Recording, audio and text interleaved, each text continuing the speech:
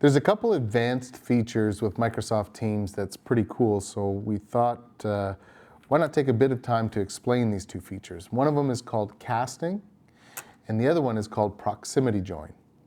So let's talk about casting first. Casting is wirelessly sharing your laptop to the Microsoft Teams system using Microsoft Teams. So how you do that is you bring your laptop into the boardroom, and then you click on the three dots next to your login. Click on Cast. When you click on that, the system, the Microsoft system, is going to look for a nearby conference room that you might be sitting in.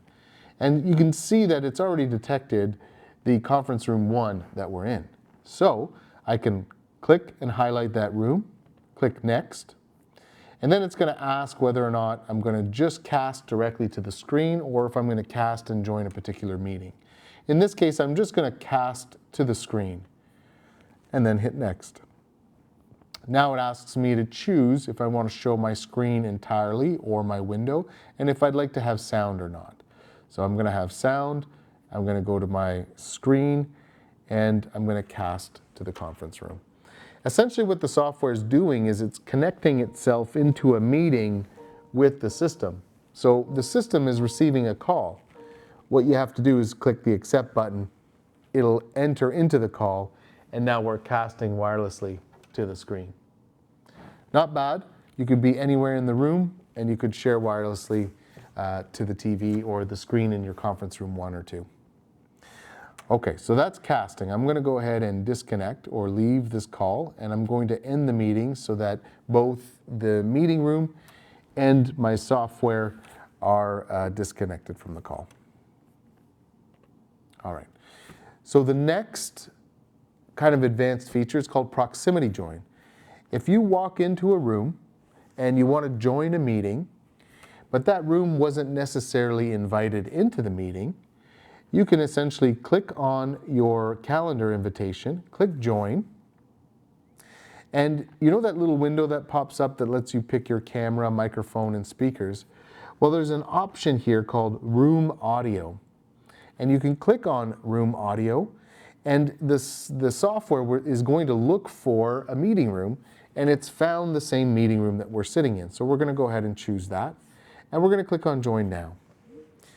And what's going to happen is that meeting room will be automatically invited into the meeting that you were invited to. So we're going to go and click Accept it again. And here we are. We're in a meeting with the meeting room connected. And everyone in this meeting will be able to see the meeting room. Now you'll notice one thing. My software has also connected to the meeting. And you'll notice that my microphone and everything is muted. And that's automatic. That's the way Microsoft wants it, because if my laptop is also sharing sound in the meeting, it'll be captured by the meeting room, and then it'll create an echo. So that's why the microphone is muted and your audio is muted. But the software is still connected to the meeting. And the utility of that is, if you're further away from the screen and you wish to see maybe what's going on screen, you can have a more personal experience by having it in front of you. The other thing is, you're kind of already casting, so to speak, by just sharing your desktop, just like you were before, and now you can present on screen wirelessly because you have your software connected. Okay, so I'm going to go ahead and stop sharing. On my computer, I'm going to leave the meeting, and now on the screen, the system is still connected to the meeting. So I can continue on with my meeting, and once it's done, I go ahead and hang up the meeting room. And that's on the touch screen, and the hang up button is in the bottom right-hand corner.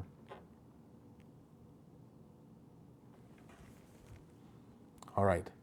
So those are two kind of advanced workflows. One is casting, which is wirelessly sharing your computer to the system while you're in the room. And the other is proximity join, which is a quick way of connecting to a meeting and bringing the meeting room along with you, and then be able to participate in that meeting using the meeting room.